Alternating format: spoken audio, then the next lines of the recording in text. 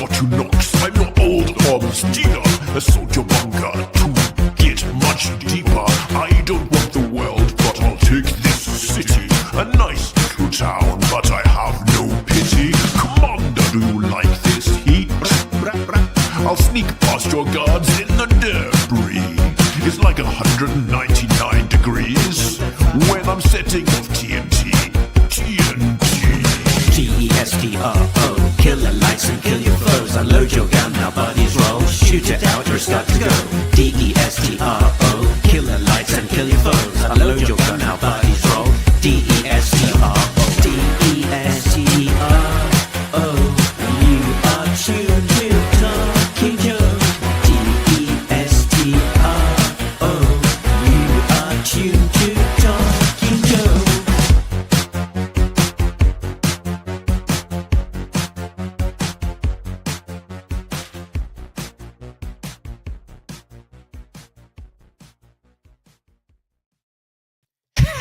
Hey, it's me, Mark, and you are indeed tuned to Talking Joe, the G.I. Joe Comics podcast, and you are joining us live for the second time in 2 weeks for a live stream to talk about one of the very latest comics on the racks. Today, we will be talking about G.I. Joe, a real American hero from Skybound, released July, 22nd of January 2025, ARAH 313. What an exciting issue to be talking about. If you are new to the show, you can find us over at our website, talkingjoe.co.uk is that website. But I will not be here on my own. I will be joined, as always, by my co-host. It's a real American Tim.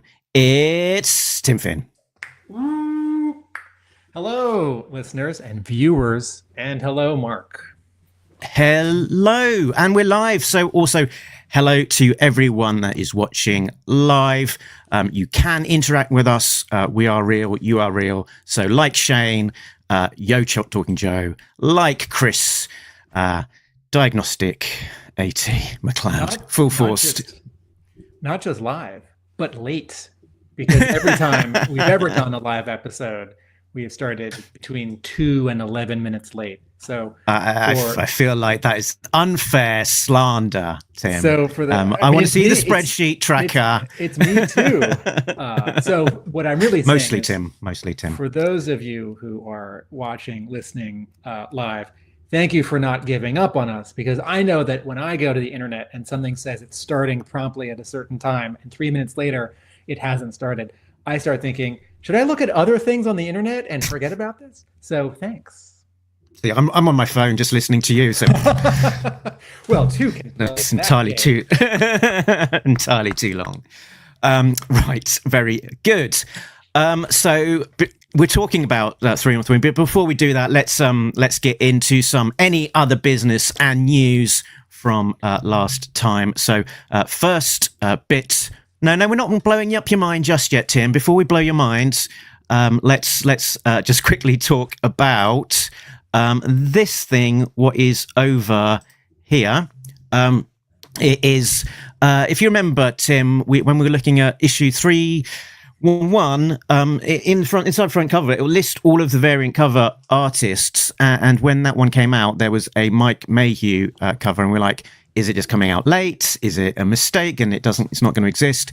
We do have confirmation now that issue 311, Mike Mayhew, foil variant, limited to 500 copies from Eastside Comics, will be available at MegaCon Orlando. And Tim, there's a bit of a fascinating fact about this cover, which I wonder if you can predict. It's not. The fascinating fact isn't that it's the first ever Baroness cover, by the way, because there have been.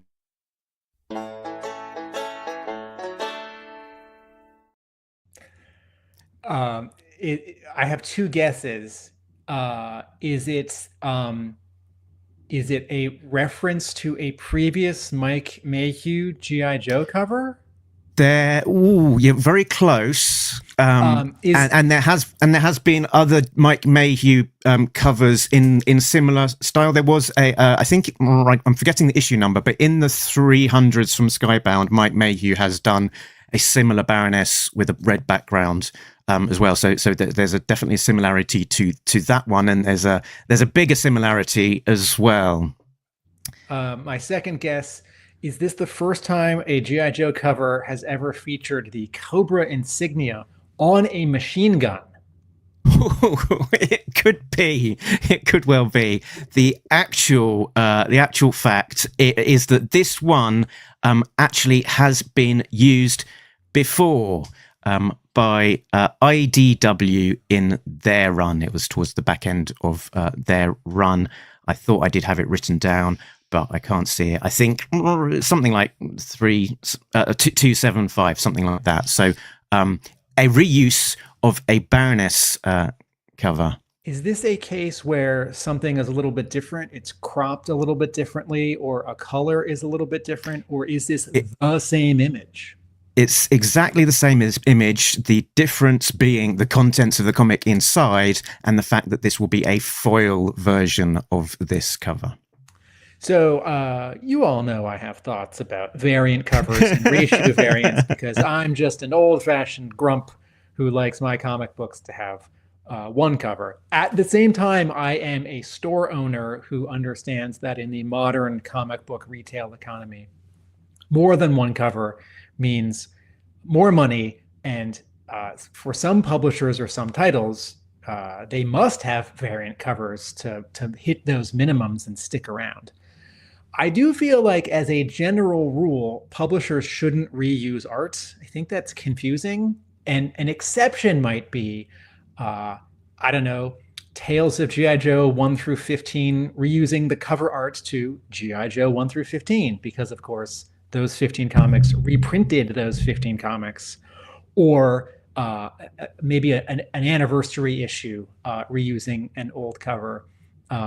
But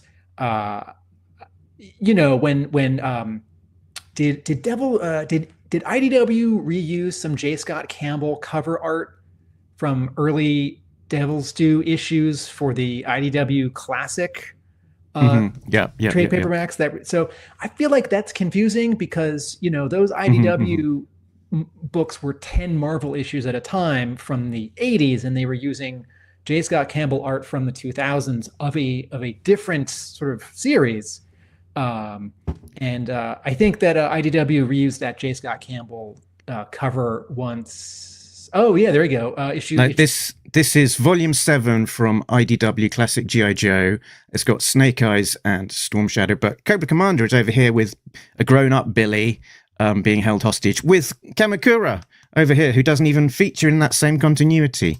So, and that was originally, I think, the cover to issue 21 from Devil's Due. So yeah, a nice image, but yeah, slightly confusing use. I also feel like, has this happened one time before, where a publisher has reused someone's variant cover? Did this even happen 2 months ago? Did Skybound use someone's an artist's variant cover art? Oh yes, there was just a second time. There was that image of Snake Eyes, which was like a bit of an homage to issue 21, and they published that once, and then they reused it for a subsequent cover with a slightly different variant to it. So that's a good example. There's also that Adam Hughes cover that Devil's Due commissioned for their work, but that never saw print, so it got reused, but the original intended use didn't actually happen. If a comic book is only printed with 500 copies, like this Baroness one we're talking about, the Mike Mayhew variant, and this new one is going to have this sort of dull, shiny foil, it's going to be a very different object than the other G.I. Joe comic that was published with this same image. And so, and there's so few of them, I don't think someone's really going to get confused. But I do think of someone coming to a store and picking up an object and thinking it's another object, or looking at it on eBay or Amazon Marketplace and getting the wrong one. And I really don't want people to buy the wrong thing by accident. And I don't want and I do wish that this reminds me of, as a teacher, it was an unspoken rule of mine until I put it in the syllabus that you can't double up on homework. That if I have an assignment where you have to turn in, 5 drawings of something, a student can't have done that for a different class and then turned it in for me. And that was actually the sort of title of that in the syllabus was academic dishonesty. And once or twice a student would ask, I did something similar for another homework assignment in another class. Can I turn those in for this? And I would say, no. So I would like artists to, like where John Royal was using an existing pinup or commission and he added to it, and then that became a variant cover for IDW. I think that's okay. I generally think publishers and artists shouldn't be reusing stuff when it's so precisely the same. Or with our previous example, it's sort of, it's like if you buy a Star Trek The Next Generation DVD box set and it's got a picture of Kirk and Spock on the front, that's confusing. Kamakura. Okay. What other news? Now can my mind be blown by the news? So last time when we were talking about the previous issue 312, that's the way that numbers work, we were looking at the letters page, and in that letters page they said that this is editor Alex Antone said, I'm so excited to announce what we've got coming up in April of 2025. I think we found out what that exciting thing would be. It wasn't just going to be... There was another tease in this letters page. At the Indeed. At the end of this letters page in 313, Alex Antone says, that's it for now. As I alluded to, there's a big event coming up in April that I'm super excited about when the time comes. But for now, I must stay, all caps, silent. And it turns out that was a hint. It was indeed. So yeah, it sort of felt like, as he was writing that, it was like, we might well have announced this thing by the time this issue comes out, but I don't want to say it just in case it interferes with the timing. So yeah, he was being a little bit coy about it, but yeah, the announcement came out just recently about this is amazing, silent missions. So it's extraordinary. In April, we will have 5 all new G.I. Joe, a Real American Hero branded silent. So this is Larry Hama continuity.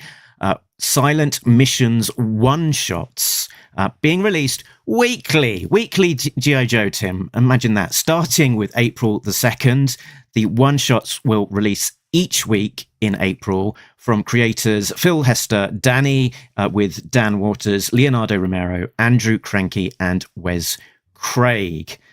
Alex Antone, editorial director at Skybound, had this to say: in celebration of this historic issue, Skybound has, in celebration of the historic silent interlude from Larry Hama, which is also getting a re-release, Skybound has invited 5 of the industry's best storytellers to write and draw their own silent issue, each taking on a different G.I. Joe character.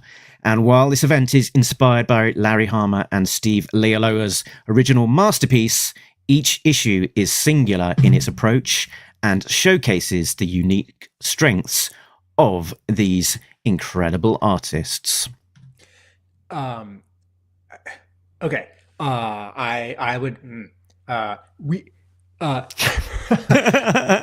every Saturday, every week in April, it seems we are going to have a Talking Joe episode about these issues. So Mark and I are going to limit ourselves to how much we talk about this right now, because we will have 5 Talking Joe episodes about this as they come out. And I assure you, we will have plenty to say. If I can do this in just a few sentences, I am really pleased with some of the creators who have been announced.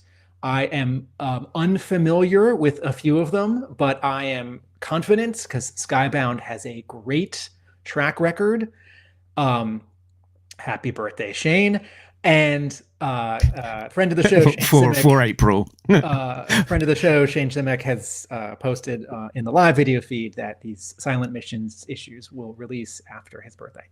I think that each of these is a solo mission. A specific character is a fun hook and focuses it both for the creators, but also as a way to look back to the original issue 21, which was not a solo mission, but you sort of think of it as that when you see the cover. And I am so excited that these are not sort of any G.I. Joe continuity. You could sort of squint and pretend they're Real American Hero, Larry Hama continuity, or Energon Universe, or some other continuity. No, these are specifically G.I. Joe, Real American Hero, Larry Hama approved, or at least Larry Hama adjacent one shots. And what really gets me about this, and then I will stop talking about this because we got to get issue 113, is that there are 5 of them, and it's sort of all at once. It's not spread out over 5 months. It's taking advantage of that rare month that has 5 Wednesdays, because most of them have 4. And I've always wanted G.I. Joe to have this kind of publishing stunt, right? A weekly event or a 5th week Wednesday event. And now we do. More on this in April. I can't wait. And also, I'm guessing, one last sentence, I'm guessing that the reprint of issue 21 will be on newsprint, because I'm just sort of guessing that. And if that's the case, that'll be fun. And it'll have a variant cover by Andy Kubert that does not refer to silent missions, but instead these 5 comics, which is really fun and weird. And I look forward to having a big pile of the single issue reprint of 21 at my store, because that and G.I. Joe #1 are things that I can always sell for cover price. Yeah, for the 21, they one of the selling points is that it will include a new letter from Larry Hama, and in this comic, the 21 foil edition with the new Storm Shadow art by Andy Kubert, which came with the Kickstarter, that has got a Larry Hama letter in the back of it. So I assume that will be the same thing. Another way of looking at it is how nice of Skybound to offer people who didn't get the Kickstarter edition of that issue 21 reprint another shot at 21 with this Larry Hama letter, assuming it is the same letter. I'm sure it is. Right. And I was going to shoot through them. So each one of these comics comes with 4 different covers. There is an A, which is by the interior artist, a C, which is the black and white line artwork, inked artwork from that same artist and same cover. So it's a black and white version of the A cover. And then the cover B is a George Fornes variant, a great artist, really love his style. That's who drew Danger Street with Tom King at DC, and also the Rorschach series with Tom King. Indeed. And then that cover B art is used on the cover D with a letter variant. So it's spelling out the letter of the issue, the kind of the order that it comes out. So the first one that comes out is Beachhead. So he's got the G. So Beachhead by Phil Hester, possibly best known for his work on Green Arrow. With Kevin Smith. Fan favorite, Beachhead is trapped in a DMZ and hunted by the forces of Cobra, but can Beachhead save himself and the war orphans he's vowed to protect? Next up on April 9th is Jinx by Danny, with writing support by Dan Waters, who did Destro. So Danny, sort of really interesting sort of stylistic artist. Sort of lots of use of sort of stark black and white contrast. Think sort of Miller Sin City or Polar by Victor Santos, very much in that sort of Venn diagram. It sounds really interesting. The G.I. Joe Ninja Jinx is in the most dangerous mission of her life. She has 20 seconds and 20 pages of real-time action to escape a Cobra base on a snowy mountain of death. So implying that each one of these pages is going to have a duration of 1 second. So really interesting concept there. Next up, April 16th, Spirit by Leonardo Romero, who's doing some great work on Birds of Prey at DC Comics with Kelly Thompson. So Spirit and Freedom are investigating mysterious disappearances in a nearby forest, only to discover a grotesque Cobra experiment. So yeah, I don't know how much detective work Freedom is necessarily going to do on his own, but give him a, a magnifying glass and a hat, and that'll be great. Then next up for this silent mission, we've got very aptly Roadblock with his 50 caliber Marduce there, the most silent of all weapons.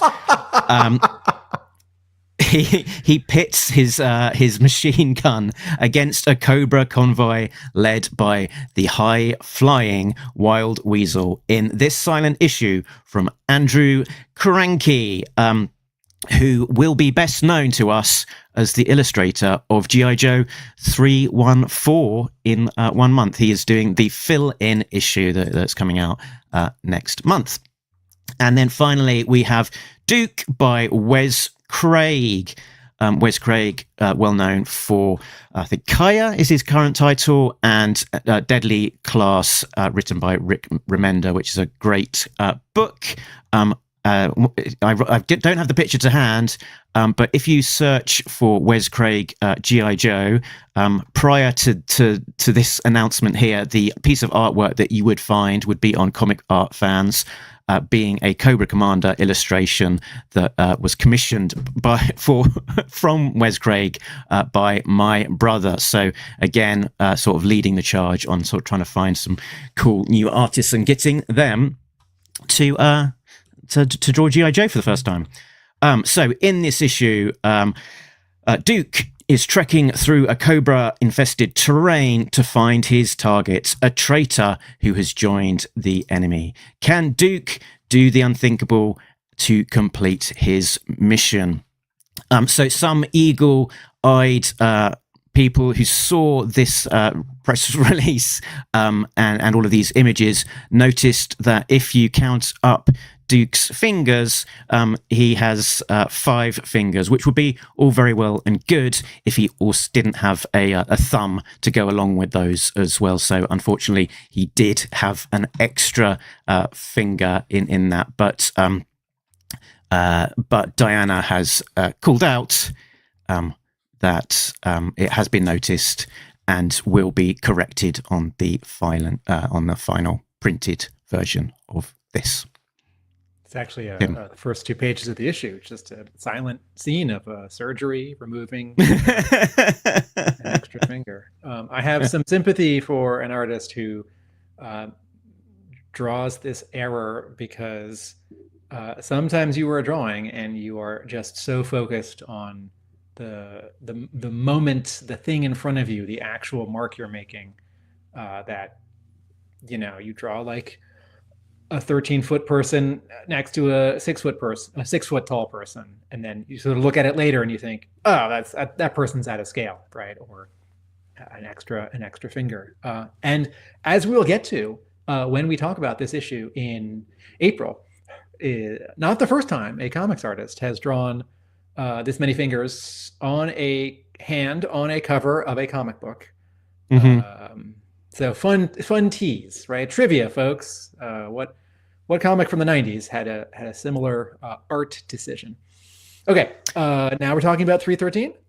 We are. This is coming to us from the creative team of writer Larry Hama, artist Chris Mooneyham, colorist Francesco Segala, with Sabrina del Grosso, letterer Pat Brousseau, editor Alex Antone, publication design Jillian Crabb, production design Richard Mercado, and creative consultant, someone who is lingering in the chat, Diana Davis. Thanks.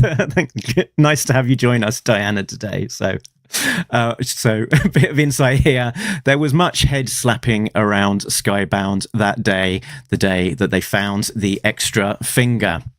It's an artist who's over delivering. You know, he's just going the extra mile, the extra finger.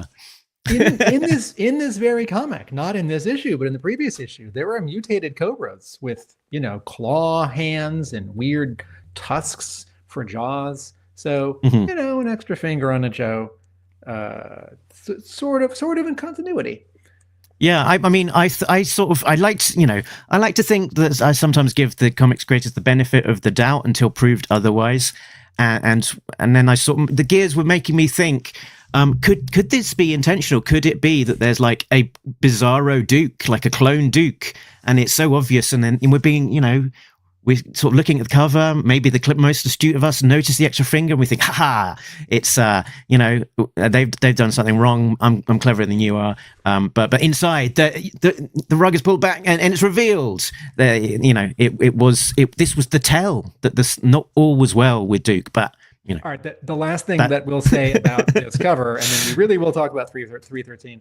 In a previous episode, I talked about how sometimes I look at a comic and I think, if I was going to buy a page from this issue, what page would I buy? Well, maybe the splash page or the final page or the big full page in the middle.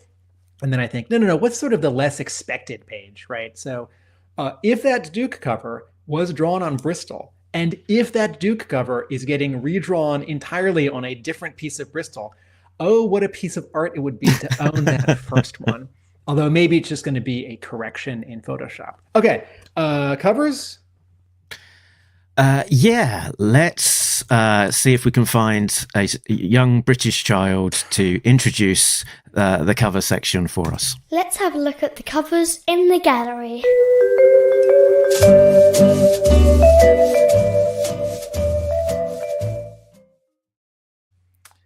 Andy Kubert draws the A cover for G.I. Joe issue 113 with colors by Tamara Bonvillain. This is surprisingly a little bit unusual for a G.I. Joe cover. A lot of G.I. Joe covers involve characters 2/3 or full body in a movement, like running with vehicles or blasting, you know, firing their weapons. And there are fewer G.I. Joe covers with two characters just grappling. And I feel like this is the kind of cover that you'd get from a Captain America comic book or a Spider-Man comic book or a Hulk comic book.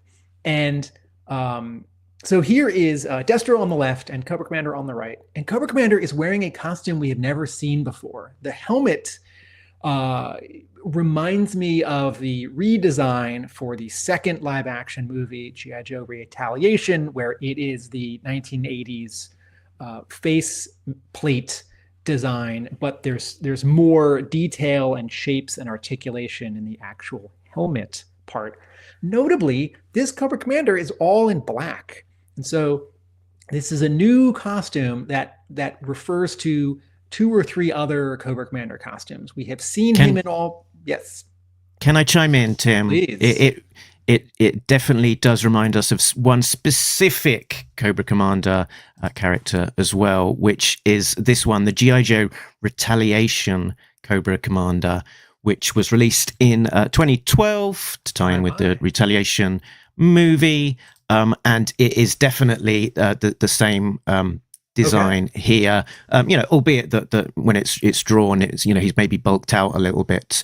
But yeah, the design of the helmet, even there's a kind of a Y indentation in his visor, which exists in both the toy and the way that it appears on the page, but also this bandolier that you can see coming across from now is left down to bottom right and so on. Is part of this that the toys that were released for those movies did not match the costumes as they were in the movies because the toys were made in advance and were based on concept art, or maybe not based on concept art. So am I correct in saying this costume on this cover refers to that toy, but not directly the costume in the movie?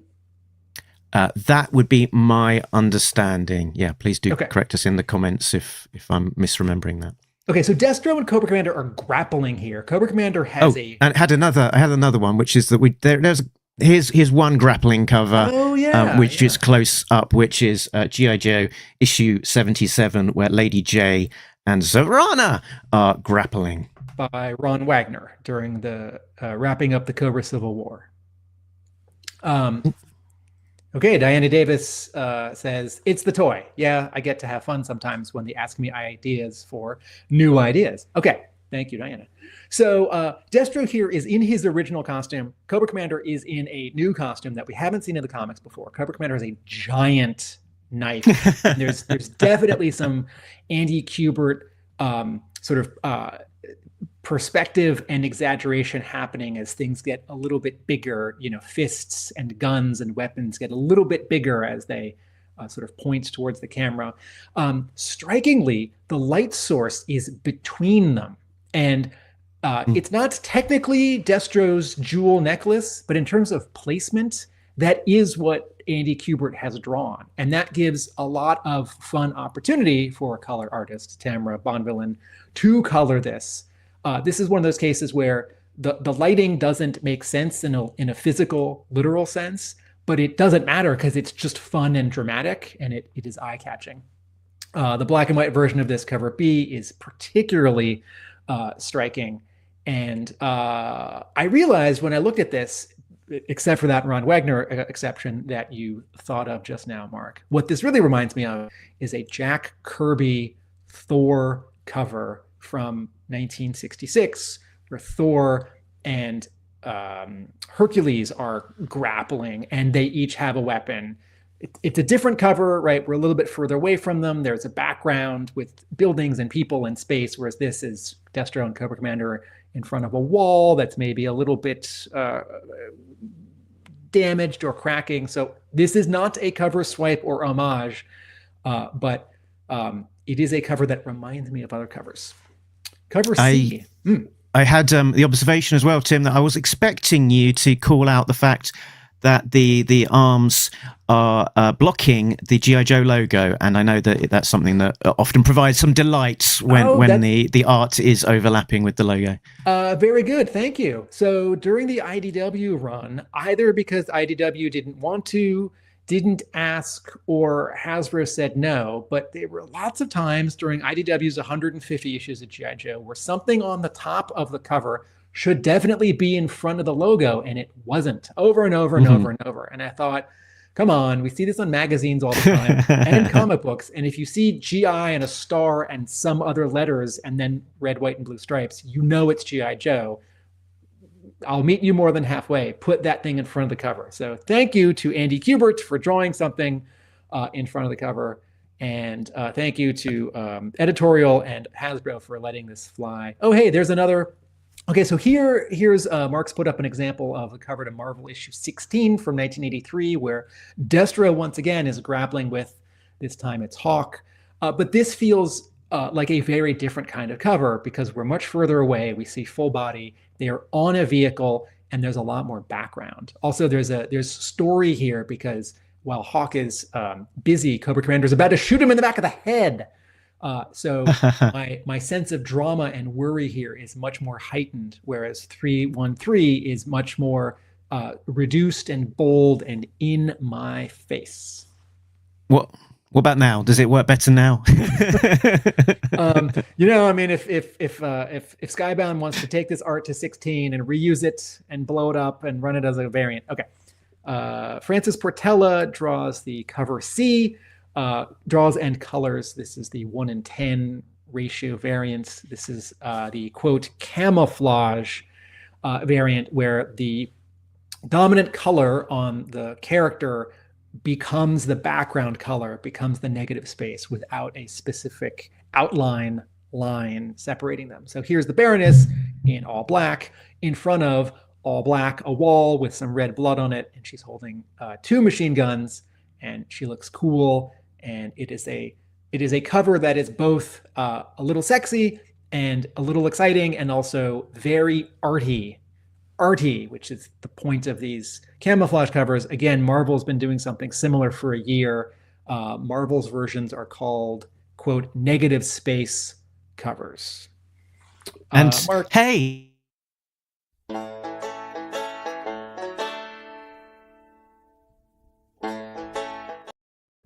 sorry. Yeah, for one of the things that for those of you wondering what this banjo is, Mark many years ago made a jingle with this very funny song about how there are lots of Baroness covers. I think the joke really is that there are lots of Baroness variant covers, particularly where she's just standing there, and this is one of those. But I accept this because it's not like there have been 3 of them just like this before and after, all by Portela, or all in this sort of arty design style. There was also a Stalker one. There was also a Duke one. Mm-hmm. One of the things that strikes me looking at the original art to this illustration that Portela posted on their Instagram was that the sort of the silhouette, the shape of the Baroness is somewhat lost in translation between the original line work and the published work, so you can't really sort of like see the shape of her head and her hair, and some of the shape of like her legs and her arms as well. So I think possibly some of that contrast doesn't quite work for me because of that, but mileage may vary. I think it is a confident artist who can draw a character fully like this in the original ink, and then obscure or obliterate more than half of the defining shape by comping this over the same color. And yes, I think your mileage may vary. I think some people may prefer this version where she's not obscured. Mark, are there any retailer variant covers you should talk about? There is. The first one up is John Herbert, who has got this image, which is back and front cover and back cover, which has got the lineup of the 82 Joes. So those original, I'm going to say 13. I've not actually counted, so I might show myself up. But those original Green Army men plus Scarlet Snake Eyes, the Mobat, the Ram, the Jump Jets, all there in the background. A lot of people enjoying this one. This is available via the website MB Artist, and I think it's got a couple of different sort of versions that you can get, sort of like signed and that kind of thing. John Hebert has drawn comics before, a name I'm not familiar with, but he drew the X-Men Adventures series, the one that was initially adapting episodes of the 90s cartoon and then was doing new stories. So after Andrew Wildman stopped drawing that, John Hebert started drawing that. So this is an artist who's been, and he did other work for Marvel in the 90s. This is an artist who's been in comics for a long time. I might have these in the wrong order. Let me skip forward. So there's the original line work from the MB Artist website, and the obvious thing to call out is that this style of the characters running from left to right is sort of very much in the style of John Byrne's covers to the handbook of the Marvel universe, which Byrne. Oh, go ahead. Go for it. And also, definitely calling into mind the G.I. Joe Order of Battle as well. Although, that is a different, slightly different composition in terms of that there's a vanishing point rather than this just a pure left to right. And don't forget, comics fans, that John Byrne recalled his own official handbook of the Marvel Universe cover treatment when he did those 5 variant covers for Revolution at IDW, which included some G.I. Joe characters. Indeed. And this is looking like it will be a series. So John Herbert has sort of shared this little tick list of the coming soon. So he's got 82 with a tick, 83 with a tick, indicating that 83 will be coming for G.I. Joe issue 315, and then subsequent years with a lock against the little icon, sort of indicating an intent to work his way from 82 all the way to 1990 with these cover lineups, which is pretty cool. Then next up we have John Jiang, who's done quite a few variant covers at this point. This one for 313 is of a Storm Shadow variant from Eastside Comics, which will be a MegaCon Orlando exclusive. So quite a cool image there of Storm Shadow in that very distinctive John Jiang style. And this is intended to be a bit of a companion piece to a previous image of Snake Eyes, which was a issue 310 New York Comic Con exclusive from East Side as well. If you're listening and not watching, this Storm Shadow pose is he's about to shoot an arrow at you from his bow. He's mostly in white, and the background is all in white, and his pose is quite taut. He's really flexing those stomach muscles. So there is one more variant as per the inside front cover, which is Clayton Crane. Now he often announces his covers a little bit later than everyone else, so we haven't yet seen this cover. If I were a betting man, I think we might find out about it next week, and then it going on sale on his website this time next week. But I could be wrong. It could be that it's being saved up for a convention or some such. So one more cover that we've not yet seen that will be unlocked in the future. So let's dig in properly to the issue itself, and let's do that with a plot briefing. Plot breakdown. At the Springfield Community Center, Destro makes a solo assault on Cobra Commander's underground bunker as the ninjas and dreadnoks wait outside. Cobra Commander dons his new improved battle armor in his bunker, while outside, Destro makes short work of the defending Heat and Alley Vipers. Destro detonates a pile of explosives, breaching the bunker door. Entering the bunker, Destro and Cobra Commander go mano a mano in hand-to-hand combat until Cobra Commander suddenly freezes, the battery to his suit drained.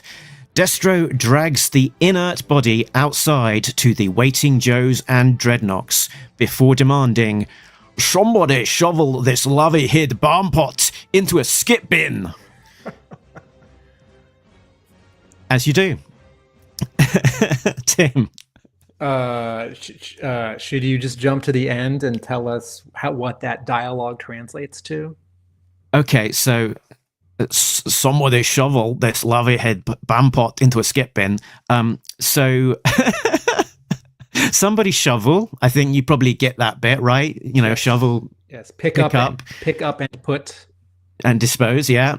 This lavy head, lavy being toilet, heed being head, so toilet head, bam pot, basically idiot, into a skip bin. So skip is like a giant bin that you would have outside a property while it's being like renovated, and you're like dumping in all of the rubbish. So it's like a massive metallic trash can thing. So yeah. Somebody throw Cobra Commander the stupid toilet head into a giant bin.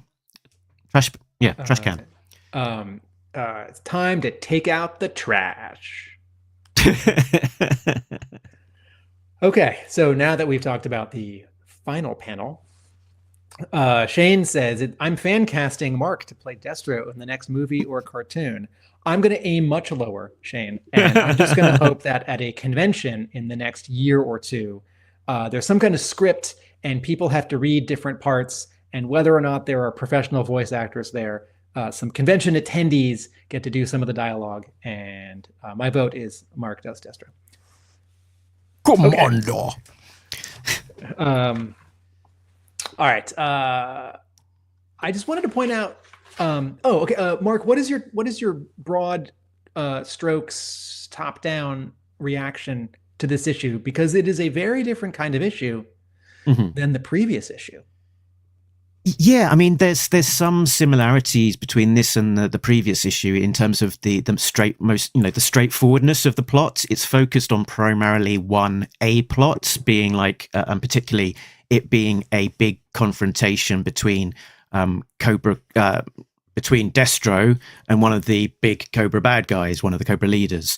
And so last time round, Serpentor and Destro was a key focus of the issue, taking up much of the real estate. This time round, it's Destro versus Cobra Commander. So there's some similarities there.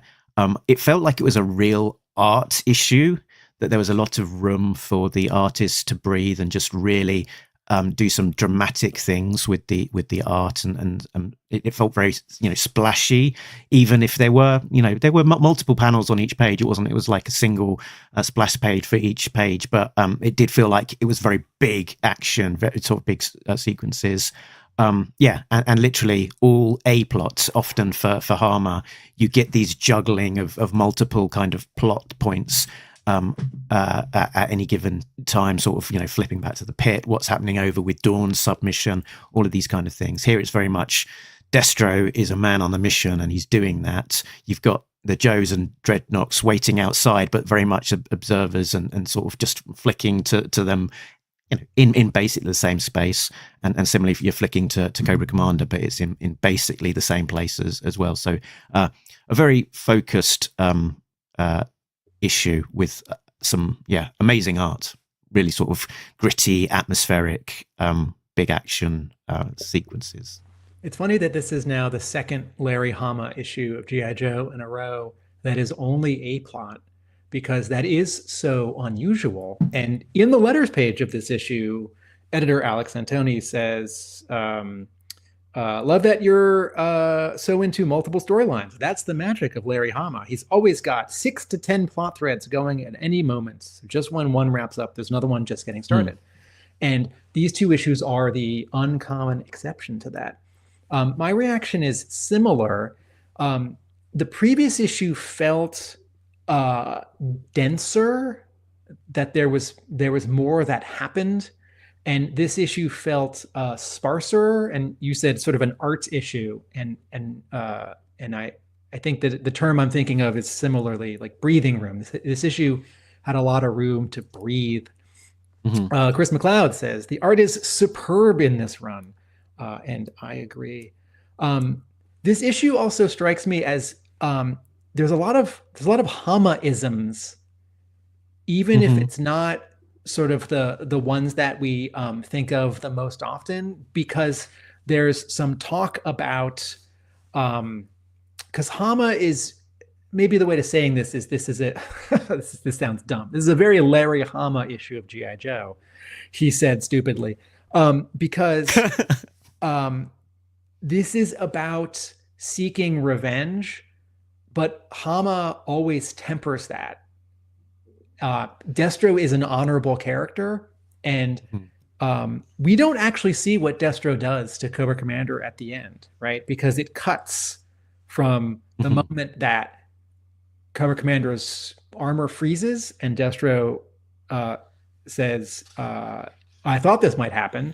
And then the next page, we've jumped ahead a minute or 20, and Destro is now dragging out Cobra Commander. And I note, I'm talking about the last page here, so I've jumped to the end. Cobra Commander is not talking. He's not saying something like, let me go, you cretin, or, bats converge on the hospital. There's still time to rescue me.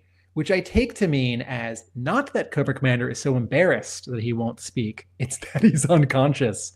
And so I think Destro punched him a few times when he was already down, but Hama is either not going to show us that because he's run out of pages and it's gratuitous, or because it's sort of more delicious for us to imagine that Destro has had this revenge on Cobra Commander for insulting him and harming the Baroness. And so you get the fight, of course, but you don't get the denouement. You don't get the falling action of the fight. And maybe we imagine it sort of the way we want. As many times as you want Destro to punch Cobra Commander, he does as you turn from page 19 to 20 and the issue wraps up.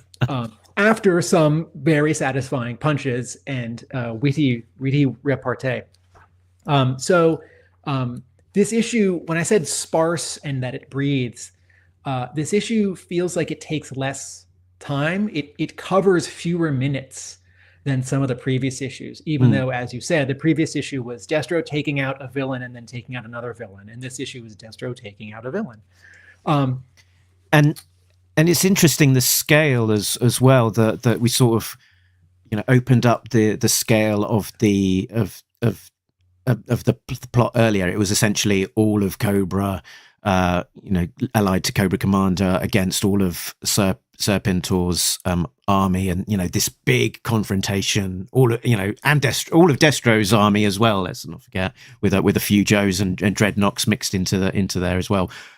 So a gigantic scale, lots and lots of vehicles, lots and lots of different sort of army factions. And we even in a previous issue noted that there's probably a record-breaking number of Cobra vehicles that were seen in that particular issue, because there was so much going on, including in the vehicle space. And essentially that has now been boiled down to a one-on-one conclusion between Destro and Cobra Commander, fighting it out. So it's gone from this giant scale down to a much more personal kind of confrontation. And I get, stories are often more impactful and meaningful when it comes down to the individual stories of specific characters. I think about something that a comics professor and writer said years ago when I was taking a comics class, that it's like when you read X-Men one issue at a time in the 70s and 80s as it's published, it reads a certain way. And when you read a big collection of X-Men comics in the 90s or 2000s, you're reading it not the way that it was intended. So every issue, characters sort of repeat things, but like in the long history of X-Men, every time Cyclops and Wolverine have a problem with each other, it looks back to all the other times they've had a problem with each other. And Destro and Cobra Commander have had problems with each other. There was that time that Destro put a bounty on Destro's head. And I don't think this is the last time that they're going to have a problem with each other, but this one does feel definitive and final in a way, although, based on something in the letters page, it's like, oh, is Cobra Commander going to get away? Or like, well, there's a fill-in issue next month. When we get back to the storyline, is Destro going to be like, wait, he snuck out of the trash bin? Yeah, and I was going to say, like, there's a fill-in issue next month, but I don't know that we should necessarily read too much into that we kind of got a definitive end to this story, and we've got fill-in issue, and that's the beginning of a new arc, or there'll be a new arc that begins with 3115. I'm very much expecting 315 to pick up from where we are. Yes. And the fill-in issue is just a consequence of timing of when the issue that will be 315 could actually be ready and be produced. So it's more of a palette cleansing inventory issued is my expectation, rather than kind of something that had to be inserted as a kind of full stop to yes. Or a page break in between this issue and the beginning of the next arc, particularly as Mooneyham, his last issue in this particular sequence will be 315 before the next art team picks up again. So the other thing that I think about with this issue 313 is that Destro is a certain way in this. He is confident. He is seething, but he doesn't read as enraged because he's so calm, and he knows he's going to win. And as I read each page of this, I get more and more confident that he's going to win. Cobra Commander, on the other hand, is a mixture of I wouldn't say he's panicking, but a mixture of anxious and overconfident. And so speaking to this idea of a very sort of personal and focused issue that really is just about two people, the other dialogue is the Joes and the Dreadnoks say very little, and they only do something in this issue by not doing something, which is funny and a little unusual. It's played a little bit as a punchline, like the second time we cut back to them on page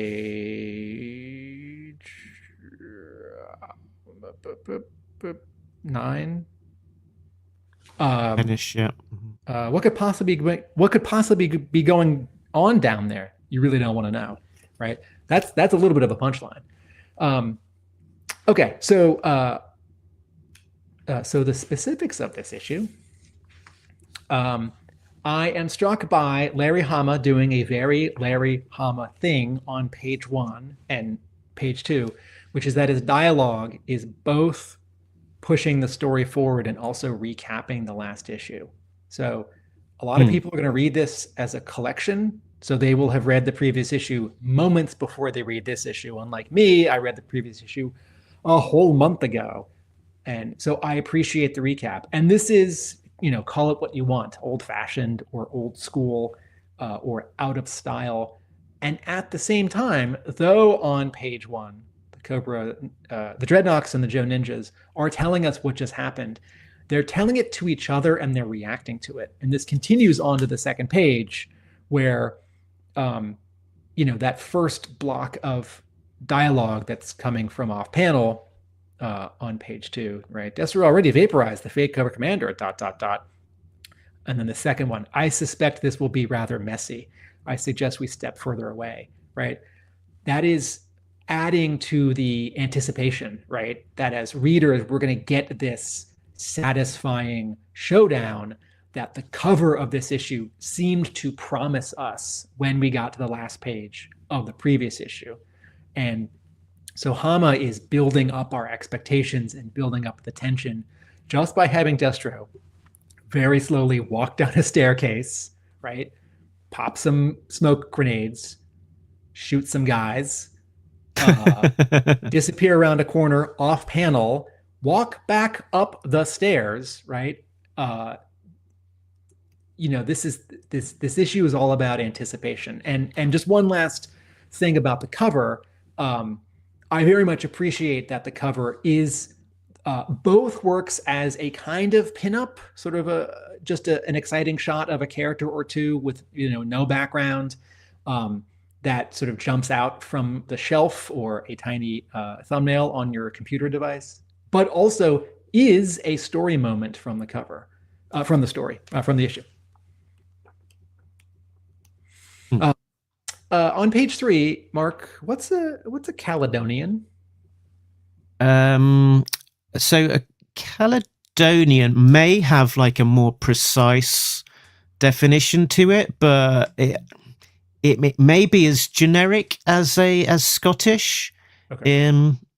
Yeah, there might be a precise definition of Caledonian, but I guess it's often used interchangeably to mean Scottish. Okay. All right. So something else happens on page 3 that I like. The Techno Viper mentions this new costume for Cobra Commander to wear. And I get all excited because the cover seemed to promise a new costume, right? I was thinking, wait, they wouldn't have let Andy Kubert just make up his own thing that's not going to show up in the issue. Or they wouldn't have had Tamara Bonvillain color this the wrong way and it doesn't correspond to the issue. Oh, cool, he's getting a new costume.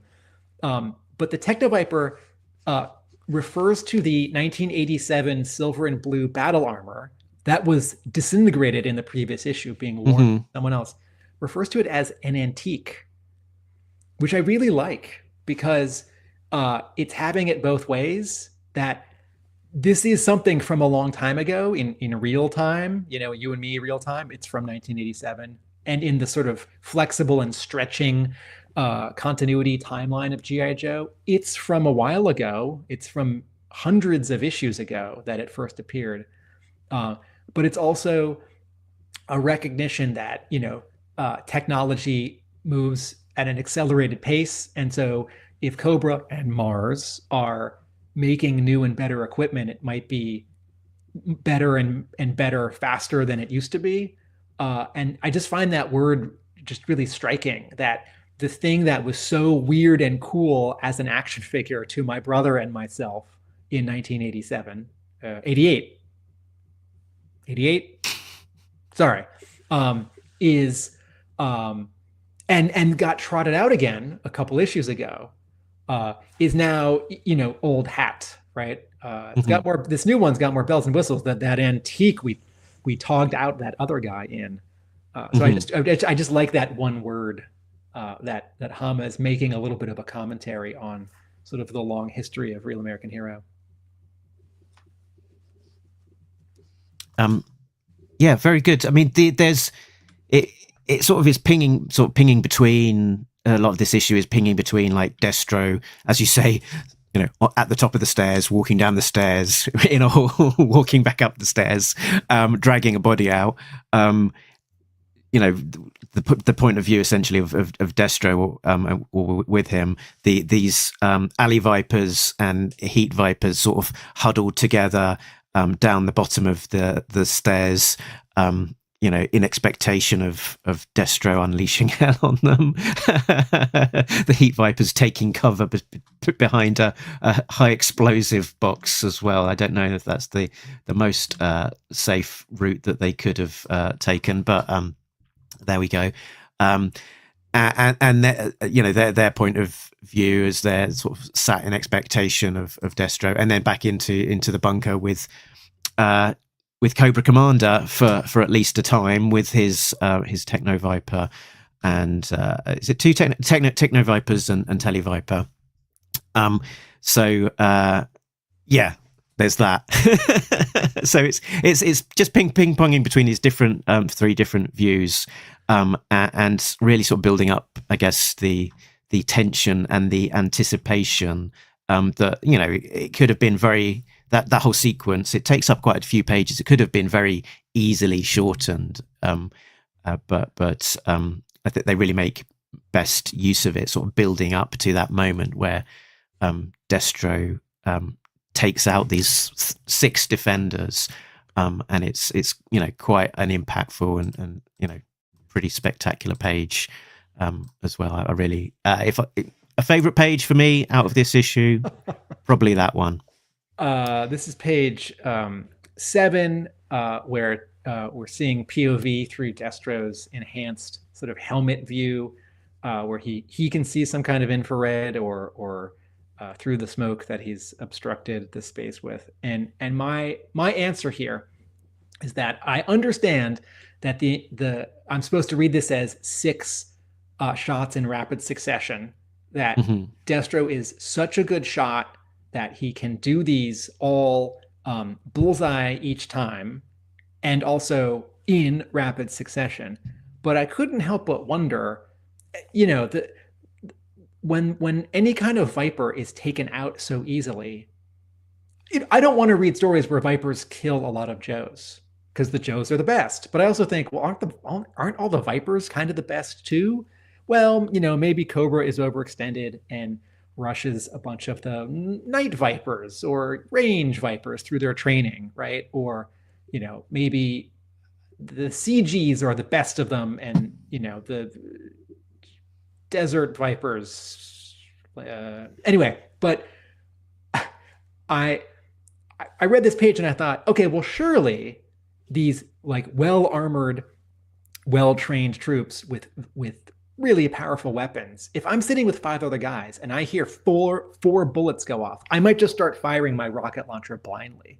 And so I imagine a slightly different version of the story where after 3 or 4 of these guys gets taken out by Destro, the 5th and 6th one do start firing blindly, and maybe they don't injure Destro, and maybe they only slow him down, and he still does take them out, right? So this might just be Hama being efficient and also really laying it on thick with how much better Destro is than these Alley and Heat Vipers. There's also the panel that is immediately before this this splash page as well, where the 6 Cobras are being targeted all at the same time. So I think the implication is meant to be that there's some sort of, you know, enhanced cybernetics or something like that, which means that Destro is kind of almost locked on to these adversaries and some connection between his sort of eye, sort of, you know, doing a lock on with the green circles and, you know, connecting to his robotic trigger hand. I am going to mention his robot hands in a minute. So on page 9, the bottom panel is a complete copy and paste of the final panel from page 1. And this is a hard book to draw, and artists can certainly take shortcuts. And I get the sort of joke here that Hama and Mooneyham are telling, where the Joe Ninjas and the Dreadnoks haven't moved in the couple of minutes since Destro went down those stairs, because there's nothing for them to do, and they're just sort of observing for us to think, man, Destro is such a badass. Cobra Commander is screwed. But I do wish Mooneyham had rearranged those papers flying in the air a little bit, because okay, sure, Zartan can have not moved, and you don't have to redraw the pose and trace it so that it's almost the exact same. But those papers flapping in the wind, those should be different. Now, if I'm going to be hard on Mooneyham for that, I will be complimentary for something else. Besides the whole issue looking wonderful, I really love the first panel of the entire comic book on page 1, and I really appreciate some very clear staging of characters in places, like the first panel of page 1 and the first panel of page 2 and the first panel of page 3, where Mooneyham is pulling the camera back and drawing in either a 3-point perspective or kind of a cheated 3-point perspective that's effectively 2-point perspective. But we are looking down at a whole space to reestablish where everyone is, right? On page 1, it's some Joes outside the hospital, or is it a hospital? No, they've moved to the community center. They were at the hospital previously. Yes. You can see where the vehicles are. You can see where some smoke is on page 1, and then page 2. It's very clear that Destro is halfway down a staircase. And then on page 3, as we're looking at right now, it's very clear that one Televiper is sitting at a giant monitor. Cobra Commander's behind him, and then a Televiper and a Technoviper are behind him. And then there's that big black box, which is going to be important 2 panels later. Right. Yeah. That's the box with the armor in it. Yeah. I think Mooneyham. This shot of this shot of the Televiper sat at the desk that we're looking at the moment does get reused somewhere in the book. Later. 2 pages later. Yeah, so panel 1 of page 3 with a few small adjustments also becomes panel 1 of page 5. So that on that page, and they've got. I could do a repeat of a previous feature of Talking Joe. This was before your time, when Larry Hama seemed to really enjoy using the word Molly Steele. So we've got a reoccurrence of where's Marley? It's here on this page. It's the Molly Steele bank vault door, which separates Cobra Commander and Destro. This was the page that I thought of as sort of the most Hama time and Hama-isms, where all the stuff that Cobra Commander says in those 3 word balloons in the final panel is Hama both being accurate to sort of what Destro's tech might be, but also Hama likes this stuff. And so he gets to have fun with it. That sort of, as writer of this book, he feels like you either need to do your research or invent stuff that could work, or both. And then and then he also likes doing this. Hama is interested in gear and how things work and, you know, weaponry. And he's writing this comic with lots of gear and weaponry. And so there's going to be several word balloons where a character talks about their technical and armament capability, and then another character talks about theirs, and they do some comparisons. And, you know, like I know that I do this a lot. You don't get this kind of dialogue so much in an X-Men comic, not so often in Punisher comics, although maybe in Punisher Armory, right? Where Punisher, Frank Castle has this interior monologue about like a very specific weapon that takes up, you know, a whole page of a pinup of like a drawing of a gun on a desk with a mug of coffee. So that's another way in which this issue feels very much like it breathes, because Hama's just giving. Here's a vague comparison. Mooneyham is certainly keeping track of where people are as they move through space in this issue. But as we've said, there are fewer elements that are moving. And there was that issue, I can't remember what issue it was, in the 280s, maybe, 280s, that Shen and Gallant drew for IDW, where someone's like in a car in a garage, and they open the doors, and then there are 5 other characters, and there's like 2 people hiding on one side of the car, firing their guns, and then other characters around the car firing. And yeah, I think it's like part 2 or 3 of Murder by Assassination. Okay. And when Gallant did that fill-in issue in between, and Griffith is doing the rest of it. Yeah. And I think he said to us, or someone said to us, like, oh, it was a lot to keep track of. It's like, okay, who's got their gun in the right hand? If they're getting out of the right passenger side door and they're aiming at so-and-so back over the left side, right? That you have to keep track of this stuff. And if you're just drawing Aquaman underwater with some fish and some sharks and some, you know, maybe a sunken ship, or maybe like an underwater castle, it can be easier, right? If you're drawing like Star Brigade in space and they're not on an asteroid or a moon, right? It can be easier because every background is going to be black with stars. And this issue, though it does have some specific tracking of characters in locations, it's much less than some issues. And this is part of where I can see Hama's plot for this issue is breathes a little bit more, as opposed to some issues of G.I. Joe where it's like, no, you have to keep track of like number of bullets, or like this character has 2 swords, but then on page 6 they don't have a sword, so on page 7 where's their sword? It's funny, Tim, you sort of talking about the backgrounds and stuff, and one of the features of this issue is a lot of like lots of atmospheric blacks and smoke, and you know, I think atmospheric is a really good term for it, and as well you've kind of got all of the this sort of, you know, night vision and sort of body heat tracking as well that's going on, which you know, with at one point Destro is in that kind of you know, heat signature look to him, you know, very much like Predator, and that made me again, I talked about this before, made me think about Batman versus Predator, which was illustrated by Andy Kubert with, I believe, inks by Adam Kubert. Very sort of a similar sort of approach in terms of lots of atmosphere there, and lots of smoke and stuff, and you know, that real intensity to it. Just, you know, I'm not making a specific point about there. Really, I love that book, and it puts me in mind of this a little bit. So it's a highest compliment from me.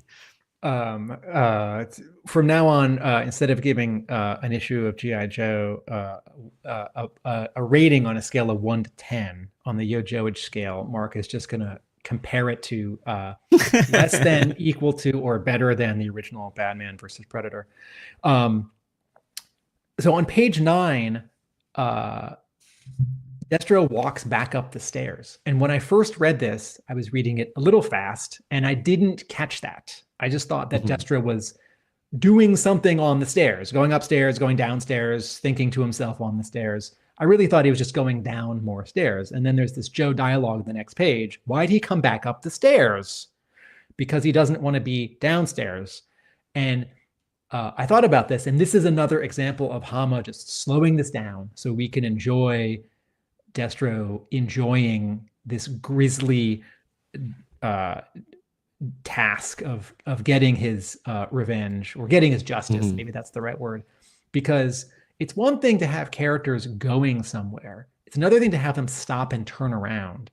And a third of a page, Hama and Mooneyham have Destro go the wrong way.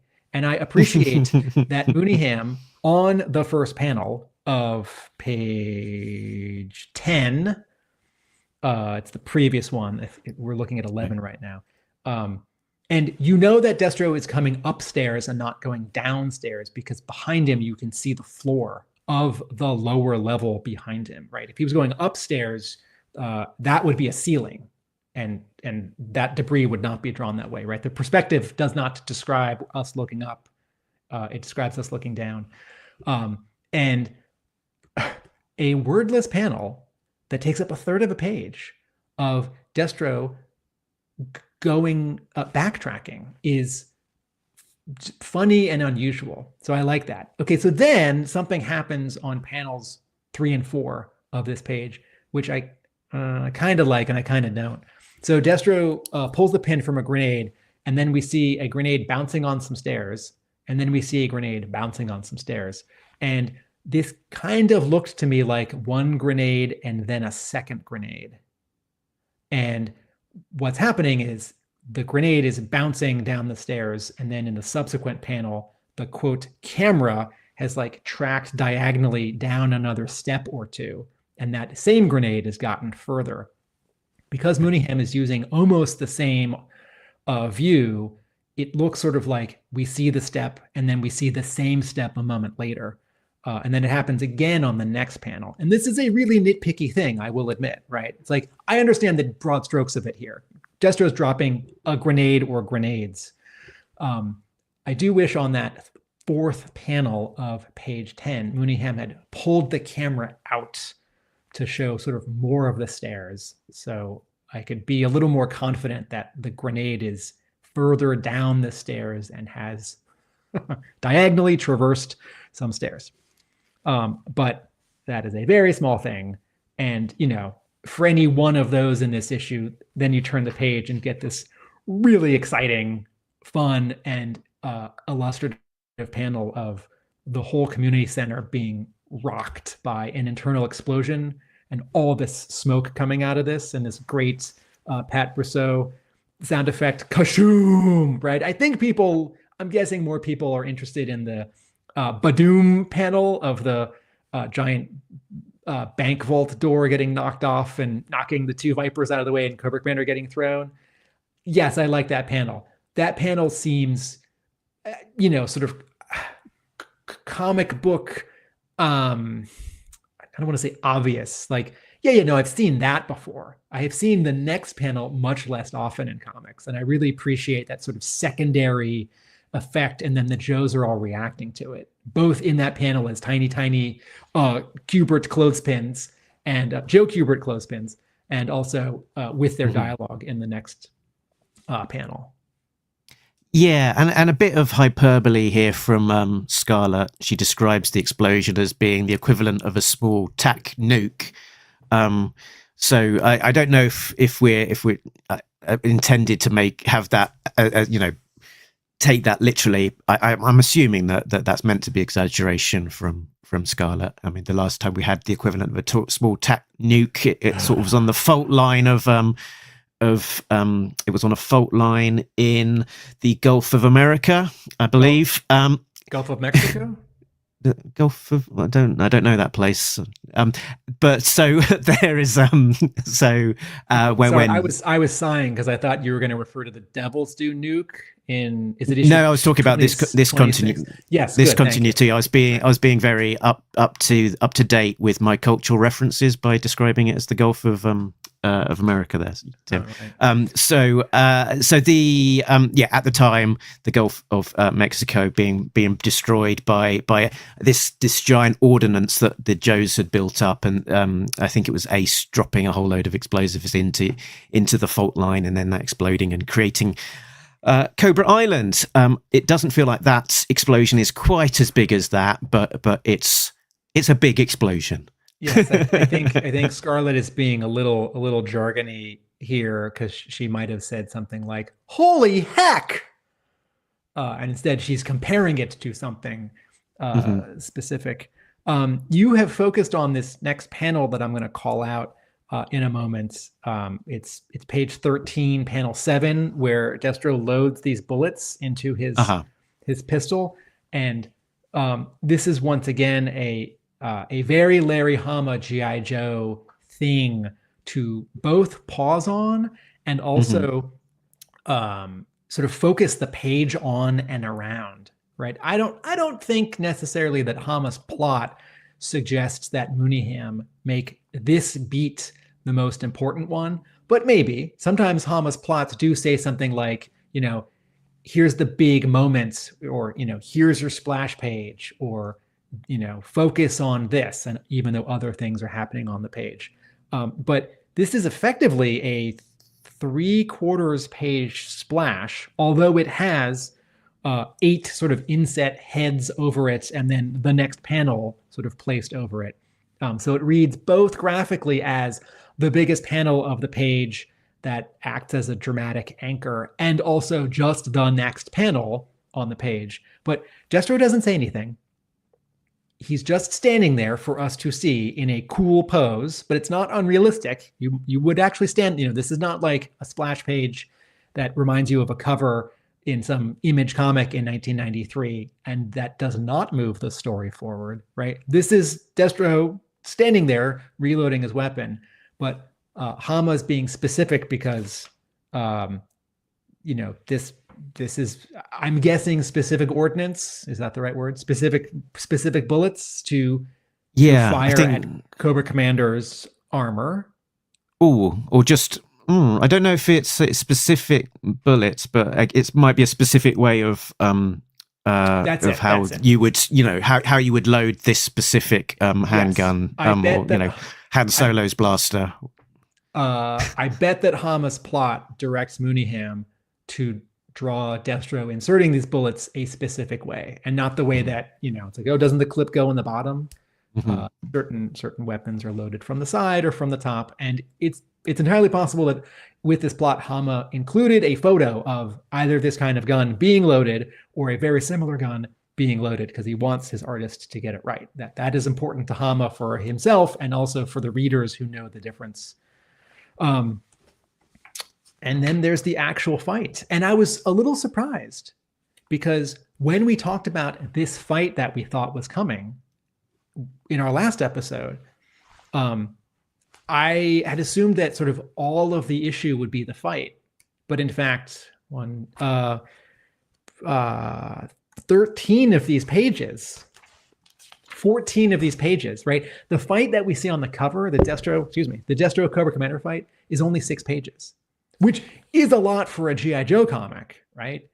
But sort of considering where I thought it's like, oh, okay, Hama spent a lot of time getting to this point. And then it's, bash, bash, bash, bash. Then it's rock'em sock'em terrorists.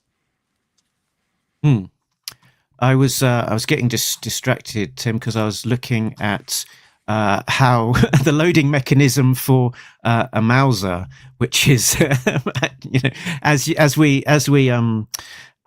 suspected, it is very much based on what actually happened. So let's see there.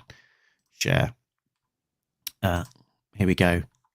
So that is how you load a Mauser from the top. Like what the picture said, essentially. Those are some big bullets. And it's got the mechanism pulled back, towards the grip end of the pistol. So again, you can see that sort of in the arts. So very specific kind of reference, getting that accurate. Mark, what do you think of this new Cobra Commander battle armor?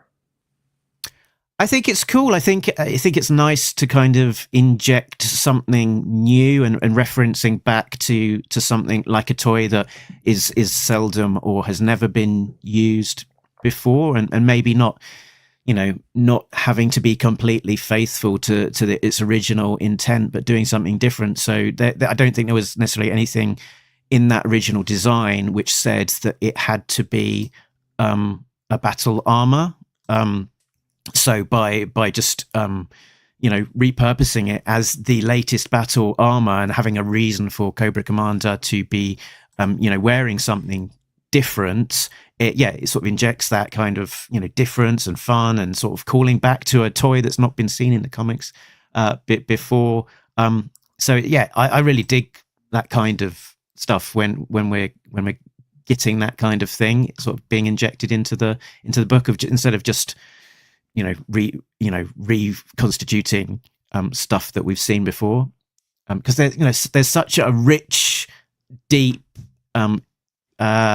sort of well that can be. I don't know if that's a good metaphor. You have a rich and you can have a deep well, but yeah, there's so much that can be drawn from G.I. Joe's history that it seems like a waste not to. While I'm musing on what I think of this costume, Greg and there we go. Diana says Larry sends lots of reference images of particular firearms and vehicles he specifically asks for with his plots. While I'm musing about this Cobra Commander costume, Diana, if you're allowed, and Shane and Greg and the full force do chime in, what do you think of this Cobra Commander costume in this issue? So I like it. I like that it's black because I feel like Cobra Commander, it's fun when every few years he goes from one blue to another blue to silver to black. And this has happened. And I guess issue 313 is the next time. I think it's awesome that it's based on a toy. And very, very specifically, it just is that toy, right? As you said, I don't think Mooneyham doesn't really seem to have changed anything. And Diana says, I like it. I do feel that if it's going to be called battle armor, is it the Mark 9? I do wish that it had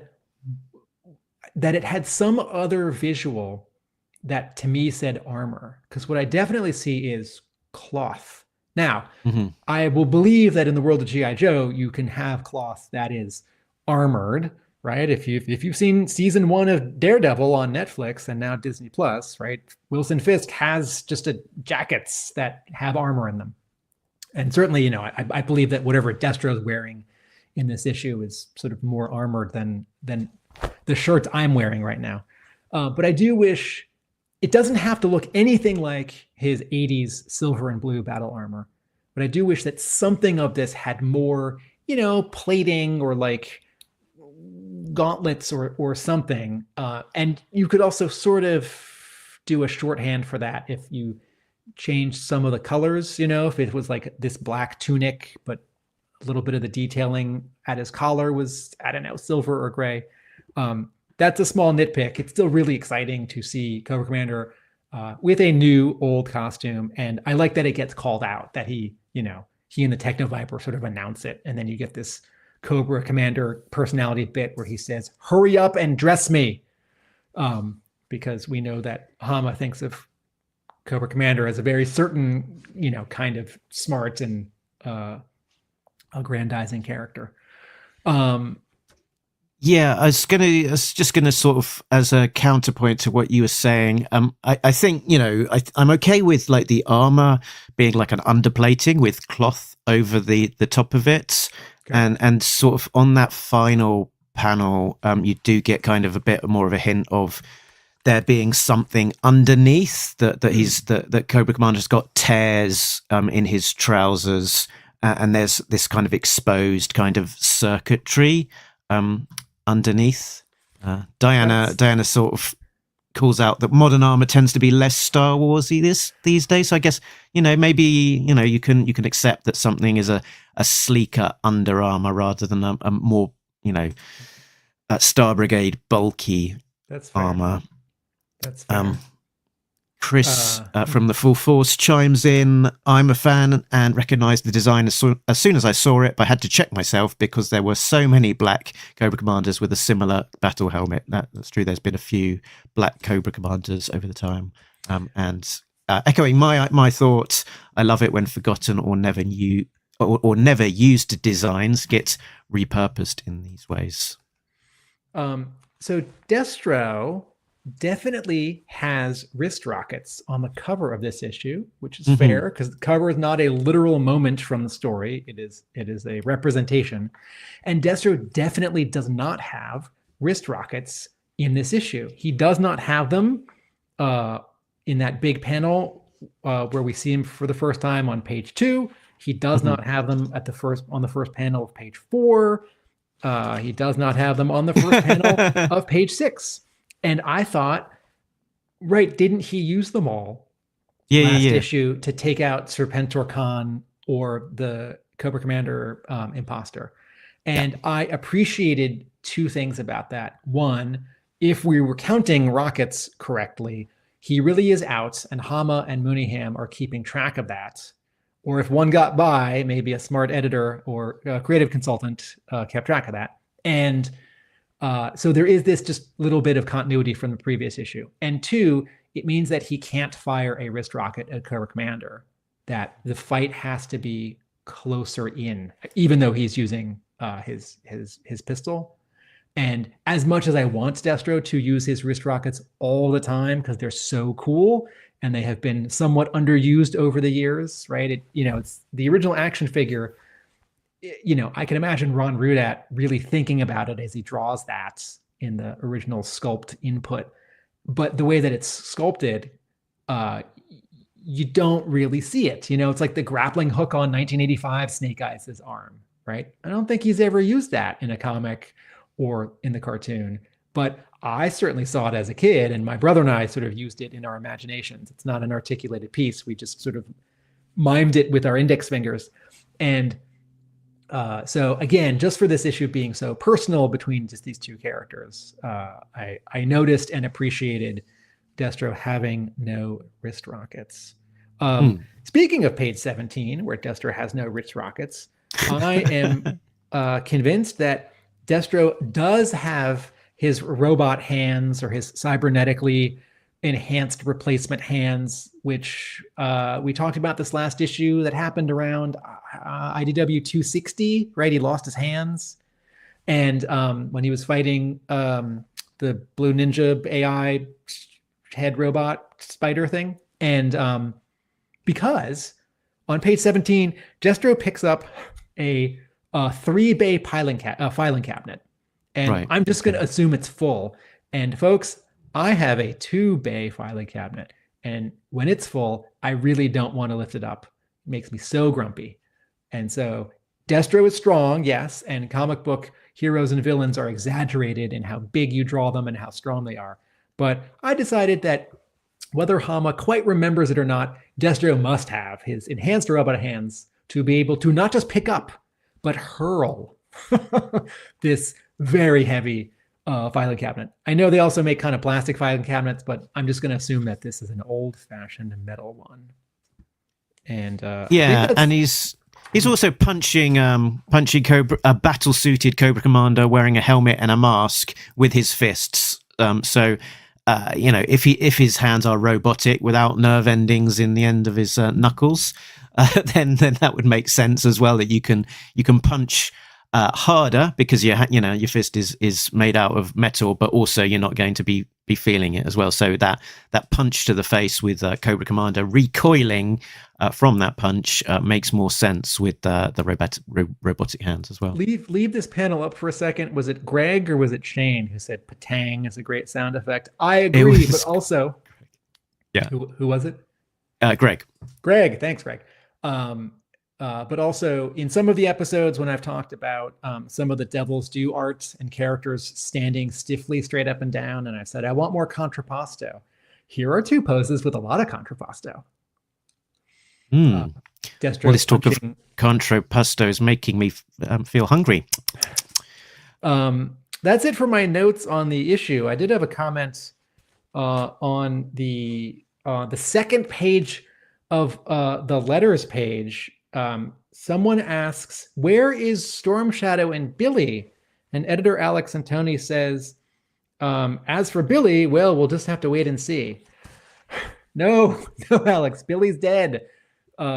Please don't forget that Billy is dead. Now, it is very possible that Larry Hama had an idea and is going to bring him back from the dead, because G.I. Joe is this ongoing 41-year retroactive continuity where Hama either changes something or makes a mistake and then writes a story to explain it, or just puts a tattoo on a guy and then several issues later decides what it means and had not worked out that whole backstory initially. And if Hama wants to bring back Billy as an active decision, that's great.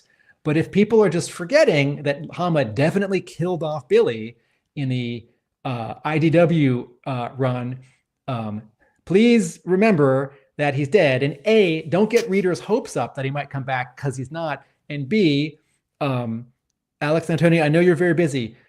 Please read all 150 issues from IDW every single time you sit down to answer the letters. I know I do. Every month I reread all 150 IDW issues just so that I can catch any. Slacker, is that all? Any But folks, and for anyone else who's wondering, Cobra Commander killed Billy, and it is a moving issue. Well, no, the Blue Ninjas killed Billy. Look at me! I didn't read all 150 issues. I forgot. Cobra Commander was confronted by his body, because the body was dropped off by Storm Shadow and Snake Eyes, I believe, and so he was in despair for a long time, and then vowed revenge on the Blue Ninjas. And then forgave the Blue Ninjas. So I have a nice fan theory of my own, which is that the body was dropped off by the Blue Ninjas. Billy was killed by the Blue Ninjas. The body was dropped off with Cobra Commander. Cobra Commander was in despair, mourning, vengeful, and then after that he formed an alliance with the Blue Ninjas and seemed to forget about this whole beef with them. And my fan theory is that the Blue Ninjas were able to restore Billy back to life using that same revanche technology that worked on the October Guard, that kind of thing, and Billy is still is back up and running, and maybe if not quite alive, is back in a reanimated form, and possibly as Overkill, who we saw in Murder by Assassination, who looked remarkably like Billy if you take into account his facial injuries, his eye patch, his prosthetic leg.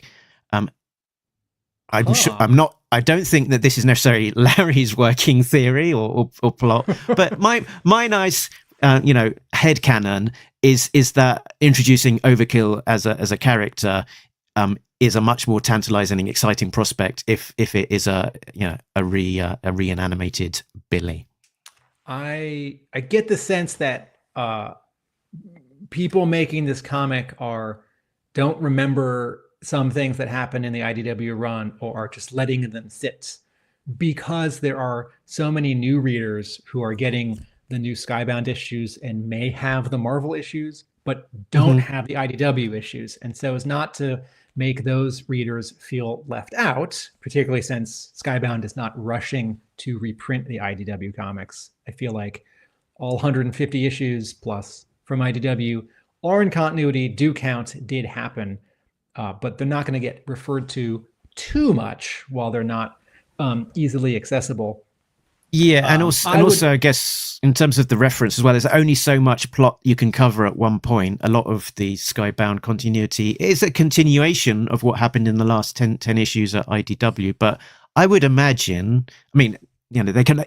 My point is that they can only do so much at one given time. You can't show all, 400 GI Joe characters every issue. So I would imagine that Hama would like to get back to some of his newer characters that he introduced, like Sherlock, etc., as space allows. Once they've got breathing room to allow a plot that where he can do that. I believe we will see one of those new characters in the next issue. I just want to make. Diana says Billy's dead, but I do want to see more of Laura. Don't sort of don't kill Billy and my dreams of him returning. He can be dead but also alive. These things don't need to be mutually incompatible in the world of G.I. Joe. Thank you for the clarification, Diana. I would also like to see more of Laura 343. Mark, I do like your, speaking of retroactive continuity, complicated but possible explanation for how to bring Billy back. Speaking of 400 Joes, that's why I don't want Billy to come back, because his death. There's lots of live. His death was meaningful, and there are so many characters, ones who have had toys and ones who haven't, who Hama could bring in and make use of.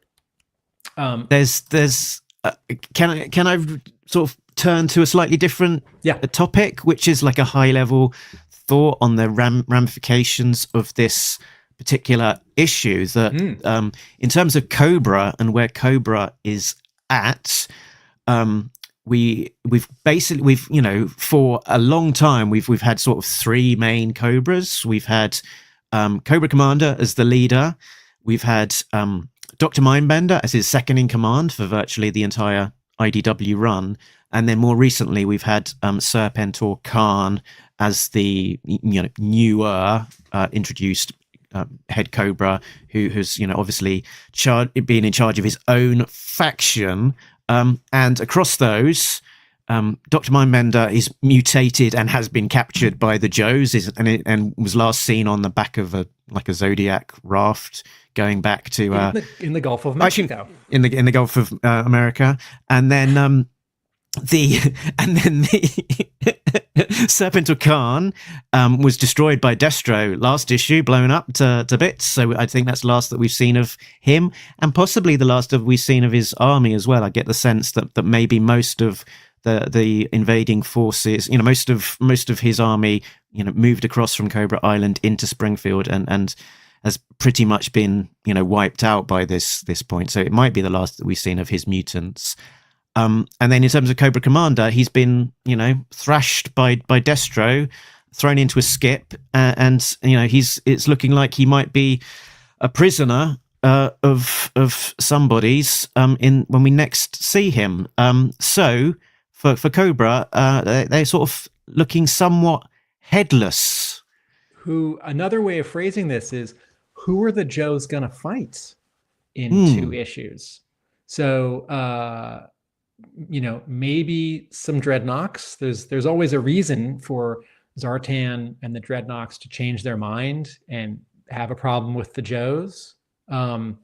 Maybe Hama has some non-toy characters in mind to introduce for a little while. A corrupt foreign government head of state. Maybe we're going to go back to Alcabra. Maybe half of the next issue after the fill-in, it's going to be a couple of Joes back at home talking to their families. You bring up a good point.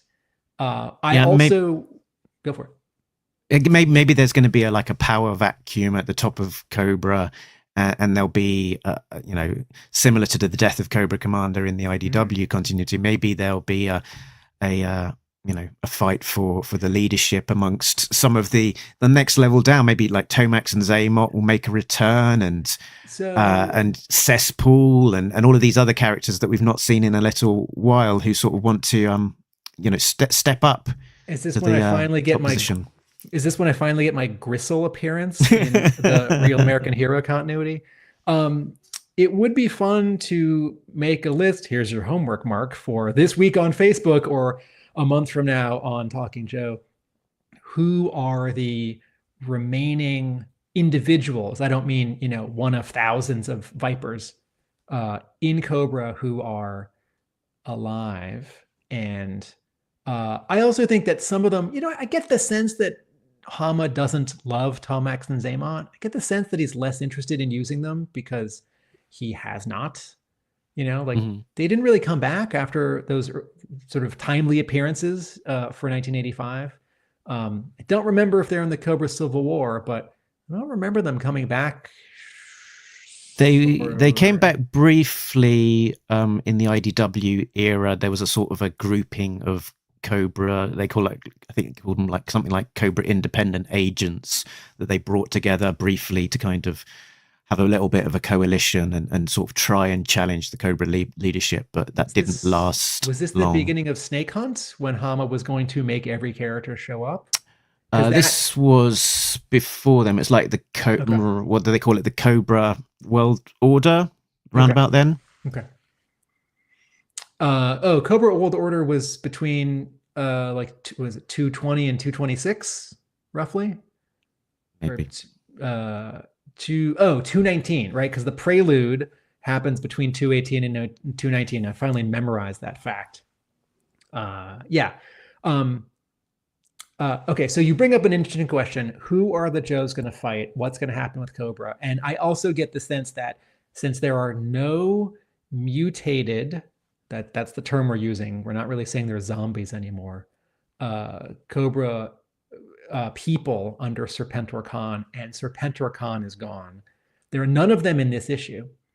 And I don't think there were a lot in the previous issue. I mean, Serpentor Khan was technically a mutant, but he didn't talk about needing to eat human flesh or anything. And so I get the sense that thread is over. Mm-hmm. And I think we're meant to think that invading force was slowly getting diminished by the defending Cobras, and then also Destro came in and sort of swept in with his invading force and sort of wiped out the remainders with pretty much Serpentor being the last man standing. So I get the sense that probably we're close to the end of that thread with the mutants. Now, if assuming that Mindbender didn't sort of jump off the metal coffin that the four Joes are paddling with him back to land in the Gulf of Mexico, assuming that Mindbender didn't sort of escape or drown, he is still technically a mutated Cobra agent. I don't know that I need a lot of story in the next couple of issues where anyone who has that problem says to a Joe something like, fix me, cure me, give me, human meat to eat. But I would like something a little more definitive than sort of a battle where we assume that the storyline is over. I think I do want a piece of dialogue where, Lifeline or Mainframe or someone can say like, oh, we made this thing, and the few remaining mutants or zombies are taken care of, or we're going to ship them to a prison, in Oregon or something. I think that's all I have to say about the 20 pages of this issue. There is an interesting letter at the beginning. Should we talk about that? Yeah, let's talk about the letter. The very first letter of the book in this issue, which is exceptionally good. Can I just quickly just test something, see if this works? Yeah. Redacted. Okay. I thought I heard the word rejected. What word was I supposed to hear? Redacted. Okay, now here. Redacted. Okay. Should I just read this letter? Okay, go for it. I'm going to read the whole letter, folks. There is all right. So the letter writer is a careless idiot who left a word out of the third sentence, and this person should have proofread, and it's too bad that they didn't. And also, editor Alex Antone, I hope, feels welcome to when there's a really obvious word missing or spelling error in a letter to copy edit that before running the letter. But this is the letter writer's fault. So I'm gonna read it with that missing word restored so the sentence makes sense.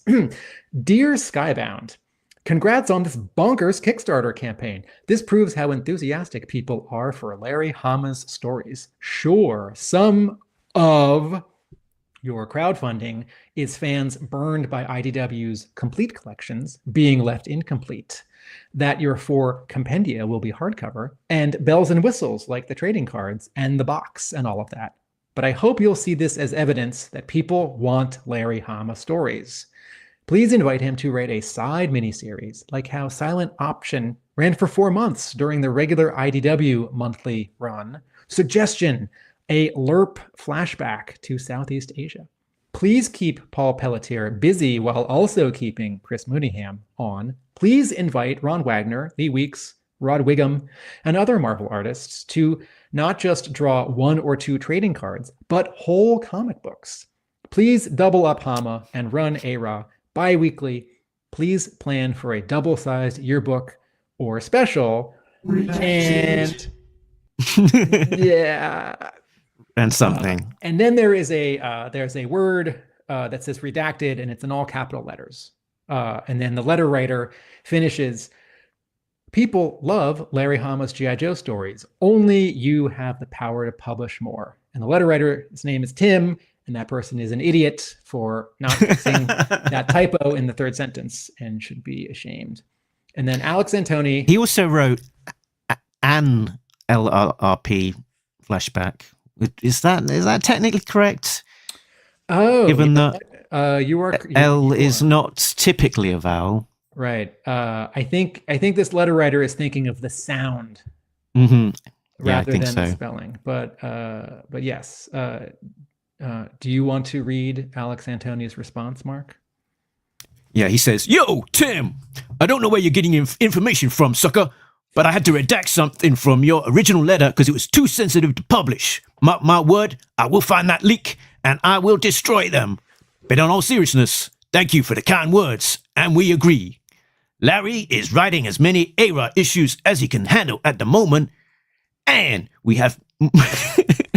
I have to keep on going, don't I?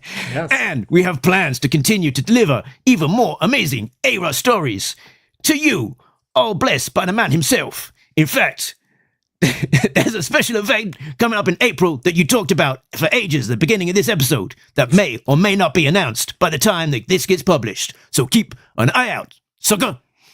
Mark added a couple words in there. So Alex Antone does not refer specifically to what the special event in April is, but he does say that there's a special event coming in April, and as our listeners should know by now, no, Diana, I'm not human. As our listeners know from the first 20 minutes of this episode, the thing that's happening in April is 5 more G.I. Joe comics, quote, blessed by the man himself, unquote, Larry Hama. So again, we'll talk about silent missions more in April as they are published, but I agree with this letter writer that one Larry Hama G.I. Joe comic a month isn't enough. This letter writer didn't mention, which I think deserves another mention from all letter writers, no more skip months. There's going to be a skip. And in fact, Silent Missions is a kind of skip month because there will be no Larry Hama G.I. Joe comic that month, we assume. No, it's true. We've just seen the solicits. No, there's not going to be an ARAH numbered issue in April. But if you are going to take a month off, like has happened, it's a good month. like has happened twice already in the Skybound era of A Real American Hero, replacing it with 5 other G.I. Joe comics that aren't like Energon Universe things with aliens running around in them, is the way to go. and the sort of this, one issue a month kind of approach sort of made me feel very hopeful as well, because if you weren't going to do one issue a week during April, which is what they're doing, then you would be releasing them in a normal way as one issue a month. And I'm hoping that the reason that they don't want to do that is because in those other months they want to be creating other G.I. Joe comics. So hopefully there'll be more to come. But that redacted comment did make me have a little bit of a think about how this theme could be translated into song, with Tim is redacted, Tim is redacted, Tim is redacted, Tim is redacted, Tim is redacted. Tim is redacted. And here we go. Let's turn it up to 11. Well, now don't you tell Tim to smile. He always reads his comments with a frown. Redacted comments got him locked down, but he's still got time for a very nice town. There we go. I made another song. Neat. I don't think I have anything else to say about this issue.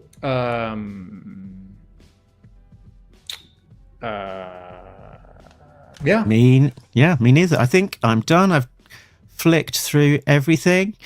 So that is, I think, notes covered. Notes covered. Very good. What is redacted? It was redacted. It was a redacted comment. We are not going to repeat it here, Shane. Looking ahead to next time, which slide did I have that on? It was this one here. Next time, the mission will continue. The next issue of G.I. Joe, being the 314, will be out on 26th of February, the distant future, 2025, with a guest artist, a guest artist. Is it not written down there? Andrew Cranky. I was trying to find it on that bit of paper with that rather than using my own brain. But yes, Andrew Cranky, who will be a guest fill-in artist for that particular issue. So always excited to see a new artist tackling G.I. Joe, because everyone always brings something quite different. Looking forward to that. Exciting and nerve-wracking, because if Chris Mooneyham or Paul Pelletier draws the next issue, we kind of know what we're getting. We know what we're getting with a new artist, and this is someone. It's not even that this person hasn't drawn G.I. Joe before, but Mark and I are familiar with their work from other comics. Mark and I are not familiar with their work from other comics, so this is going to feel really all new. And in terms of a comparison point, since this isn't the next scene picking up right after 313, this issue will have a different feeling. Indeed. I think that is it from us. You can find us at talkingjoe.co.uk. That is the website for Talking Joe, which links to all of the places where we can be found, including links to YouTube, which if you are watching now or listening later, head on over to YouTube and click that follow button. Let's get the number of subscribers up to 800. We're within touching distance almost. We're also on Facebook. Join in the Facebook group to see lots of G.I. Joe and Talking Joe news. We're on Twitter, Instagram, and more besides, on Patreon. So head on over to patreon.com/talkingjoe to be one of the cool kids like Richard, Sam, Bill, Christopher, Justin, Rob, Shane, Simon, Chris, Joe, Craig, Frank, and Mike, who are getting early access to episodes and some exclusive content. Tim, where can you be found when you're not talking to me about G.I. Joe comics? My creative partners and I post video essays on YouTube about television and film. That's youtube.com/AtomicAbe. I have a brick and mortar comic book store just a mile outside of Boston. That's Hub Comics. And I write about G.I. Joe at my blog, arealamericanbook.com. Very Good. So, we didn't score this thing. Should we do that now, quickly? How many? Seven. 7? Okay. I think I will give this 8.5 Batman versus Predators out of 10.